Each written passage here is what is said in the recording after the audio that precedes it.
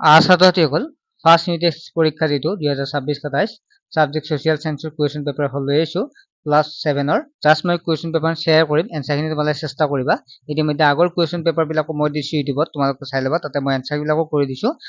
আজি এই question paper share কৰিম তোলা এনসাৰ বিলাক তোমালোকে কিতাপৰ জৰিয়তে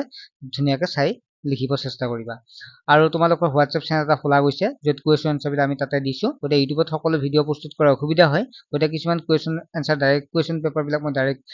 হোৱাটসএপ চেনেলত দিছো তোমালোকে ডেসক্ৰিপচনত হোৱাটসএপ চেনেলটোৰ লিংকটো আছে তোমালোকে ক্লিক কৰি তোমালোকে ডাইৰেক্ট হোৱাটসএপ চেনেলত জয়েন হ'ব পাৰিবা ঠিক আছে কোনো পেমেন্ট কৰিব নালাগে বিনামূলীয়াকৈ তোমালোকে জয়েন হ'ব পাৰিবা তাতে কুৱেশ্যন এনসাৰ নোটছ পাতি সম্পূৰ্ণ পাই থাকিবা এটা প্ৰশ্নটো আছে 2 ঘণ্টা সময় তোমাৰ পিছত তোমালোকে ফুল মাৰ্কস থাকে 50 প্ৰথম প্ৰশ্ন আছে পাল বংশৰ প্ৰতিষ্ঠাপক কোন চাৰিটা ভিতৰত শুদ্ধ উত্তৰ লিখিবা 2 নম্বৰ আছে আগ্নেয়গিৰি উদ্গীৰণ হৈছে ভূপৃষ্ঠৰ পৰিৱৰ্তনৰ কোনটো হ'ব তাৰ পিছত হৰ্ষচৰিত ৰচনা কৰিছিল তাৰ পিছত আছে 3 নম্বৰটো 4 নম্বৰটো আছে ইক্তাদাৰী কথাৰ প্ৰচলন কৰিছিল চাৰিটা অপচনৰ শুদ্ধ উত্তৰ লিখিবা উপকূল হল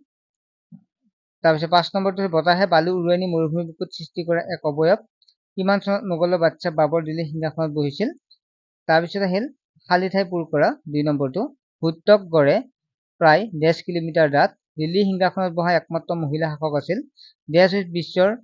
হৈছে বিশ্বৰ ভিতৰত সৰ্বাধিক বৰষুণ হোৱা ঠাই বায়ু চাপ জোখৰ যন্ত্ৰবিধৰ নাম পলাশী যুদ্ধ দেশ সংঘটিত হৈছিল তাৰ পিছত 3 নম্বৰ প্ৰশ্নটো আছে চমু উত্তৰ দিয়া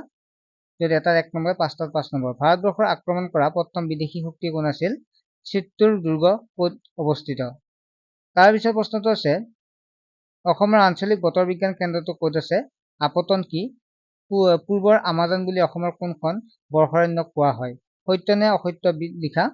মানে স্পষ্ট দেখা নাই ষ্টুডেণ্টে দিছে কুৱেশ্যন পেপাৰখন সেখানে স্পষ্ট হোৱা নাই তথাপিতো মই কৈ আছো তোমালোকে শুনি ফেলে ধুনীয়াকৈ চাবা সত্য নে অসত্য লিখা বতাহ নিম্ন চাপ অঞ্চলৰ পৰা উচ্চ চাপ অঞ্চললৈ বলে গিয়াসউদ্দিন বলবন জ্ঞানী মুখ্য ৰজা নামেৰে জনা যায় তাৰপিছত নালন্দা বিশ্ববিদ্যালয় বৰ্তমান কিহৰ বিহাৰ ৰাজ্যত অৱস্থিত তাৰপিছত 5 নম্বৰ উত্তৰ লিখা যদি এটা 2 নম্বৰকে 8টাত 16 নম্বৰ আছে বতৰ আৰু জলবায়ুৰ মাজত দুটা পাৰ্থক্য লিখা ইউএন চাং কোন আছিল তেওঁ লিখা বিৱৰণীখন নাম লিখি বালিয়াৰ কেই প্ৰকাৰ আৰু কি কি কৰাহে যুদ্ধ কেতিয়া আৰু কাৰ কাৰ মাজত হৈছিল তাৰ পিছৰ প্ৰশ্নটো আছে জিজিয়া কৰ বুলি কি বুজা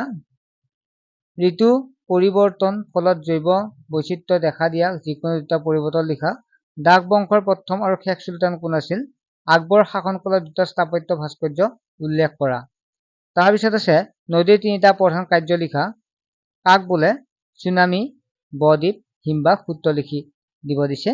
পৃথিৱীৰ উপৰিভাগত কেন্দ্ৰলৈ থকা স্তৰসমূহ ছবিৰ সহায়ত দেখুওৱা নাইবা তোমালোকে এটো লিখিব পাৰিবা পৃথিৱীৰ তাপমণ্ডলৰ চিত্ৰ আঁকি মণ্ডলসমূহ চিনাক্ত কৰা ভাৰতৰ তাৰ পিছত প্ৰশ্নটো আছে ভাৰতত বিৰাজ কৰা মৌচুমী জলবায়ুৰ বিষয়ে এটি চমু টোকা লিখা য'ত 4 নম্বৰ আছে নাইবা তোমালোকে এনেকৈ লিখিব পাৰা ভাৰতবৰ্ষৰ এখন বিশাল মোগল সাম্ৰাজ্য বিস্তাৰ অৰ্থে বাবৰৰ শাসনকালৰ এটি চমু বিৱৰণ দিয়া ছাত্ৰসকল আশা কৰোঁ তোমালোকে এনেকুৱা কুৱেশ্যন পেপাৰ আহিলে পৰীক্ষাত পাৰিবা আৰু যিসকলে চেনেলটো সাবস্ক্ৰাইব কৰা নাই এতিয়ালৈকে তোমালোকে চেনেলটো সাবস্ক্ৰাইব কৰি ৰাখিবা আমি এই চেনেলৰ জৰিয়তে ইম্পৰ্টেন্ট সকলোখিনি দি দাও কুৱেশ্যন এনসাৰ পৰা আদি কৰি ঠিক আছে নেক্সট এটা ভিডিঅ লগ পাম বাই